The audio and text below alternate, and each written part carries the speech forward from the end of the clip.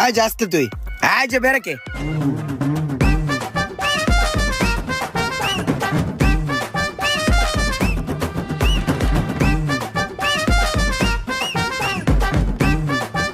কই যাবেন থাকে রে নে খারান আমি আইতেছি গুল্লাদা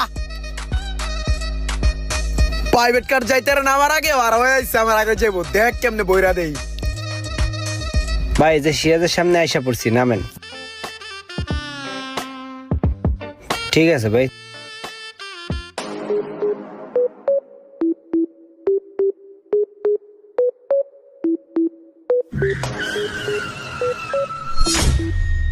হিরে